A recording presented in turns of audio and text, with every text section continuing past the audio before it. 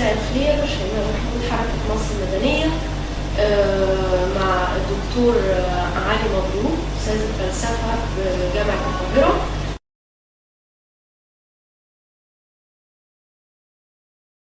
النهارده هنتكلم عن إشكالية العقل النقدي والعقل التبعي، وإمتى العقل يكون نقدي وإمتى يكون تبعي. وتفضل حضرتك تشرفنا بكلامك. أشكرك يا شيماء، وأهلا بيكي في رحاب قسم الفلسفة في جامعة القاهرة. بالنسبة لسؤالك، خلينا بس الأول نحدد يعني إيه عقل، يعني إيه مفهوم العقل اللي سعادتك بتسألي عليه، والتمييز بعد كده بين ما يسمى بعقل نقدي وعقل إتباعي. العقل، ما نعنيه بالعقل هو انه طريقة في التفكير، طريقة بتتبعها جماعة بشرية في التفكير، وهذا النوع من العقل هو عقل بينشأ داخل ثقافات بعينها، يعني داخل العقل باستمرار مرتبط بثقافة بينشأ داخلها، وده اللي بيمكنني من ان انا اتكلم عن عقل عربي مثلا، عن عقل اسيوي، عن عقل اوروبي امريكي. ده يعني هذه النشأة للعقل. يعني انا عايز اقول انه العقل في التحليل الاخير هو مقولة ثقافية، لانه ينشأ داخل ثقافة بعينها، وبالتالي فهو بياخد تقريبا كل ملامح الثقافة التي ينشأ فيها.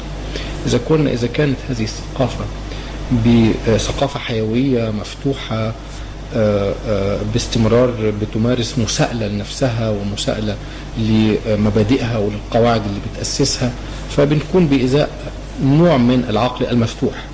إذا كنا بإزاء ثقافة مغلقة عندها يعني أصول خالدة، ليس هناك إلا التكرار المستمر لهذه الأصول ومحاولة التوسيع فيها أو البدء منها والعودة إليها، إن أنا بكون في أحيان كتير، فأنا بكون في هذه الحالة قدام ما يمكن القول أنه عقل تابع، عقل دائري، عقل مغلق.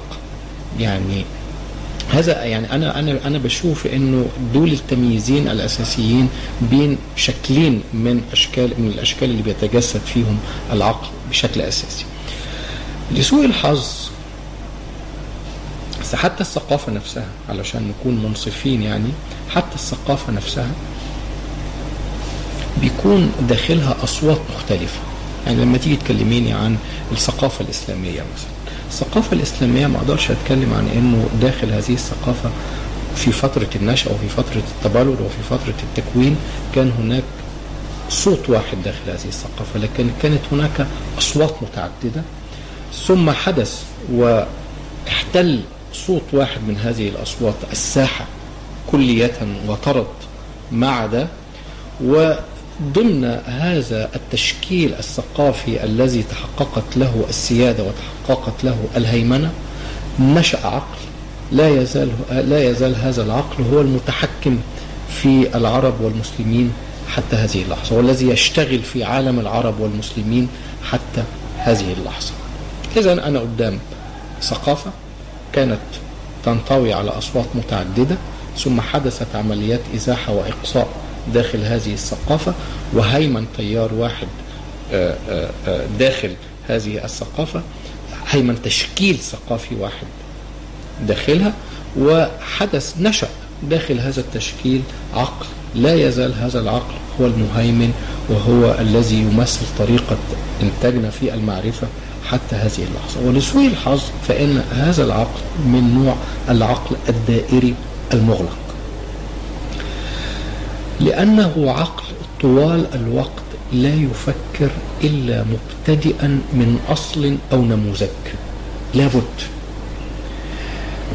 إلى حد أنه واحد من الفقهاء الكبار وهو أبو إسحاق الشاطبي بيقول أنه يستحيل أنه العقل يمارس أي عمل ليه إلا ابتداء من أصل سابق مسلم به. لابد أن يكون هناك أصل سابق مسلم به.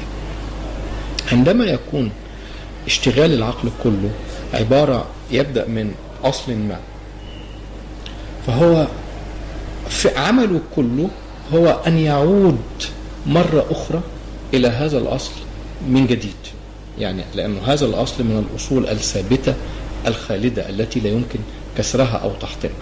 في الحداثة لما بدأوا العرب يدخلوا عصر الحداثة، هذا العقل استبدل النماذج الغربية الحديثة، الإيديولوجيات الغربية الحديثة بأصوله القديمة، فأصبح ينطلق باستمرار من هذه الإيديولوجيات ويحاول فرض هذه الإيديولوجيات ويجد فيها مرجعية تفسيرية أو إطارا تفسيريا لكل ما يحدث في واقعه.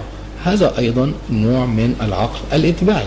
إذن الإتباعية بهذه الطريقة تعني أنني بإزاء عقل يتخذ لنفسه نقطة بدء مستمرة من أصل ثابت أو نموذج حتى حديث، ويحاول أن يستولد من هذا النموذج أو من هذا الأصل إطارا تفسيريا لكل ما يحدث في واقع. هو باستمرار عندما يفاجأ بأي سؤال ينظر في قبة الإجابات الجاهزة عنده ويبدأ منها يجد جوابا على السؤال الذي فرض نفسه عليه باستمرار. عندما يعني لا يجد العقل، عندما لا يفعل العقل شيئا إلا أن ينظر في قبة سمائه الزرقاء ويبحث فيها عن أجوبة لأسئلتي، فهذا من قبيل العقل التابع. العقل الآخر بقى، السياق النوع الثاني من العقل حضرتك سألت عليه اللي هو العقل النقدي، هو عقل مختلف، هو عقل ليست له نقطة بداية يعني مفروضة سلفا. هو يبدأ من الواقع نفسه ويحاول أن ينطلق من هذا الواقع مفكرا فيه وساعيا إلى بناء نموذج معرفي قادر على أن يفسر ما يحدث في هذا الواقع. وتظل العلاقة بين الواقع وبين النموذج المعرفي اللي هو بيبنيه علاقة مفتوحة، بمعنى أنه النموذج يعني ينعكس على الواقع، ولكن الواقع أيضا ينعكس على النموذج المعرفي الذي يبنيه هذا العقل. تظل العلاقة بينهم علاقة مراوحة مستمرة، انفتاح مستمر بين الطرفين. كما ترين كده الحركة المعرفية حركة ذاهبة وراجعة. أما في العقل التابع فنحن بإزاء حركة هابطة من أعلى طول الوقت. وتلاحظ هنا حتى إنه شكل العلاقة بالنسبة للعقل النقدي، شكل العلاقة أنها علاقة أفقية ليست رأسية. خدي بالك في إطار العقل التابع نحن باستمرار بإزاء أصل يوجد في الأعلى وبإزاء فروع توجد في الأسفل، ونحاول أن نجد في هذا الأصل ما يفسر هذه الفروع الواقعة في الأسفل. هذا هو العقل الإلحاقي، العقل اللي بيعمل باستمرار عملية إلحاق. هذا عقل يفسر بمنطق الأعلى والأسفل. أما العقل الآخر، العقل النقدي، العقل المفتوح، فهو يعني يتحرك يشتغل بمنطق العلاقات الأفقية من إلى بشكل مستمر. هذا ببساطة يعني إذا ما كنتش يعني لو عندك أي استفسار آخر فيما يخص هذه المسألة، إذا بدأت معقدا يعني. لا، تأثير العقل النقدي والتبعي على تكون الحضارات والمجتمعات. طبعا بالتأكيد الحضارة اللي بيسود فيها العقل الإتباعي ده حضارة بتكون بتعيش حالة من حالات الركود الطويل. وانا عايز اديكي نموذج لهذه الحالة عندنا عند المسلمين. 3 قرون بيمثلوا اللحظة المملوكية العثمانية في تاريخ بلد زي مصر مثلا. لو خدنا بلد زي مصر يعني مثلا، لما تروحي لإنتاج هذه اللحظة الفكري، الإنتاج اللي عملته الحضارة في هذه اللحظة الفكري، تبص تلاقي له سمتين أساسيتين. السمة الأولى إنه يعني قائم فقط على مجرد عملية الجمع، إن إحنا بنجمع أفكار جاهزة وموجودة، ننسقها ننظمها معرفش نعمل الحاجات دي كلها. السمة الثانية لهذا العقل أنه عقل تكراري، إنه عقل بيكرر طول الوقت. وعلشان أديكي مثل يعني واقعي، اقول لك انه الحضاره على مدى 3 قرون كانت بتعمل ايه. لو رجعت للانتاج الفكري في هذه الفتره تشوف الحضاره كانت بتعمل ايه. لنفترض مثلا انا جيت على راس ال3 قرون دي وكتبت نص مثلا، فتيجي شيماء بعديه ب20 سنه او 30 سنه وات ايفر يعني، وتقول لك النص ده بادي ان هو صعب شويه، فتروح شيماء طب والعمل ايه؟ ان انا اشرح، اعمل له شرح. يجي احمد بعد شيماء بعد كمان 40 سنه ولا حاجه يقول ده الشرح ده بدا غامضا، فنعمل ايه؟ نعمل حاشيه على الشرح اللي عملته شيماء على النص اللي انا كتبته، على المتن بتاعي اللي انا كتبته. يجي مروان بعد شويه يقول والله بس احمد وشيماء في حاجه فلتت منهم ما عملوهاش، اللي هي ايه؟ ان هم ما اعربوش النص ده، فانا اقوم باعرابه لغويا يعني. بعد احمد تيجي وفاء بعدهم بعد شويه تقول فتى الجميع شيء انهم لم ينظموه شعرا، فانا لازم احوله الى منظومه شعريه لكي يسهل حفظها وتكرارها. هذا هو مثال نموذج ل3 قرون عاشتهم الحضارة الإسلامية لا تفعل فيهم إلا هذا، إما أنها تجمع ما سبق لها أن أنتجته في لحظات سابقة، وإما أنها لا تفعل إلا أن تجتر وتكرر ما كتب قبلا.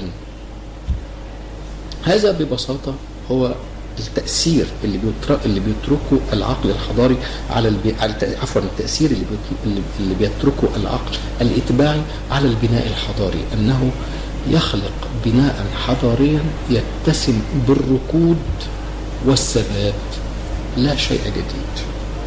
وده اللي عبر عنه أحدهم شعرا أيضا في المفارقة، يعني أنه هو راح قايل لنا إيه؟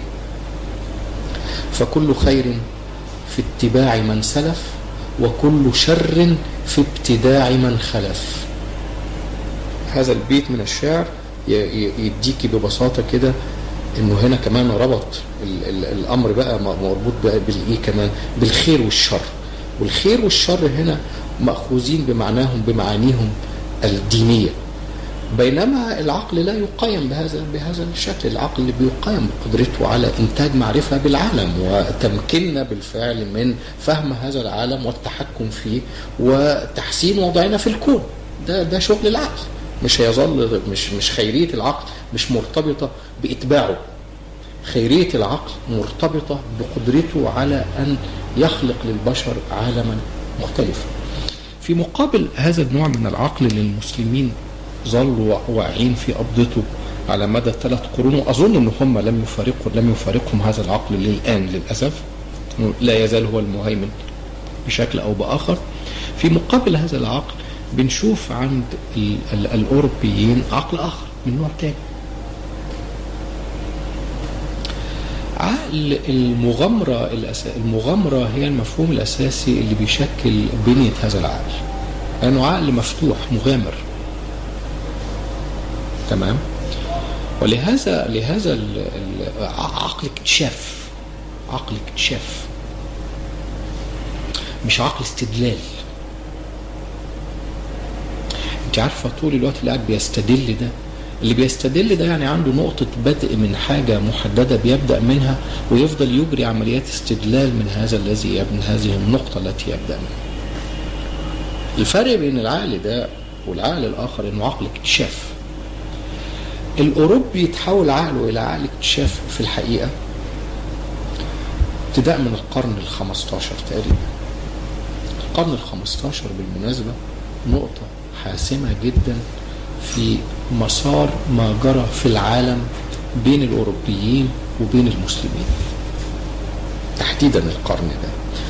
ولعله لعله العصر اللي احنا بنعرفه او اللي احنا بات يسمى بانه عقل الكشوف الجغرافيه، وارجو ان انت تاخدي بالك من كلمه كشوف دي، تمام، انه ده يعني ببساطه اننا يعني يعني في اطار عقل الكشف، عقل بيكشف.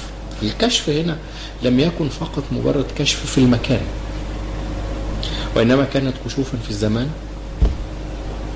وكانت كشوفا في الظواهر. العقل لكي يجري هذه الكشوف كان لابد أن يتحرر من كل سلطة تقيده.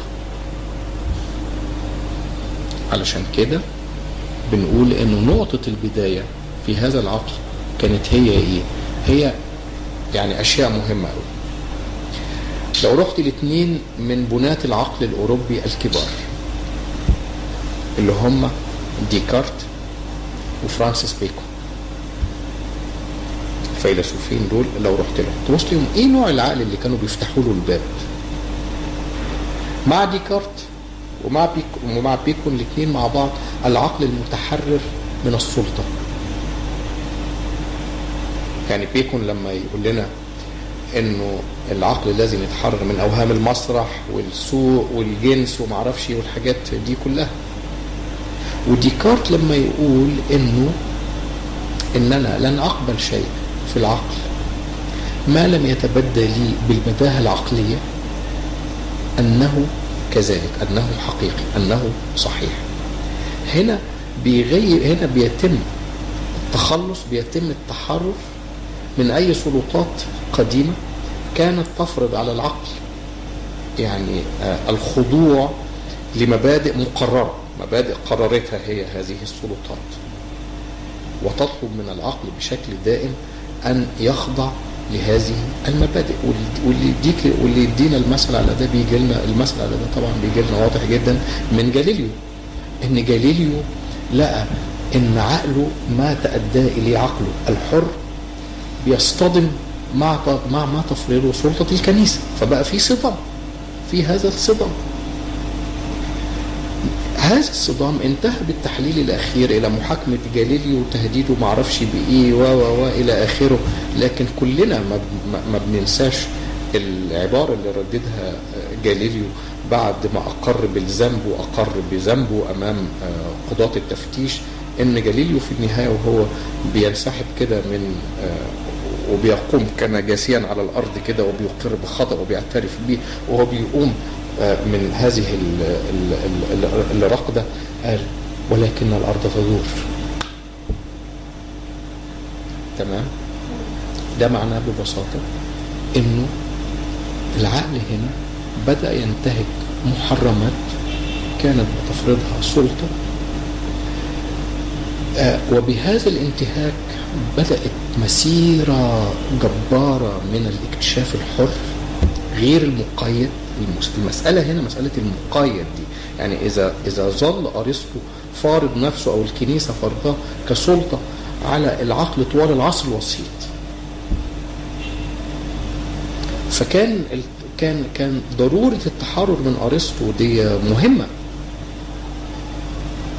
وبالتالي الفلاسفة اللي جم في البداية دول وحطموا لنا الأرسطية زي ديكارت وفرانسيس بيكون، نقل العقل ده، نقل العقل من الخضوع للسلطة الأرسطية وفتحه على العالم، دي هي اللي فتحت الباب أمام عقل الاكتشاف. علينا ان احنا نؤكد ايضا في نفس الوقت ان ده كله كان مرتبط بمسار صعود بحركات مهمة بتحدث في السياق الأوروبي، في انبثاقة برجوازية كانت بتحدث بكل تبعاتها السياسية والاجتماعية والدينية. يعني أنا كنت أمام كشف عقلي، اكتشاف للعقل، حركة عقلية، تحرر للعقل، بيوازيه في نفس الوقت تحرر ديني، تحرر سياسي، تحرر اجتماعي. يعني أنا قدام عملية شاملة، عملية تحرر شاملة. ده هو العقل اللي صنع المنتجات اللي احنا دلوقتي بنبص لها ونسعد وبنستفيد بيها وبنستهلكها واحنا سعداء، لكن ما بننساش نلعن هؤلاء اللي هم عملوا، نلعن العقل الذي عمل، الذي صنع كل هذا. تمام؟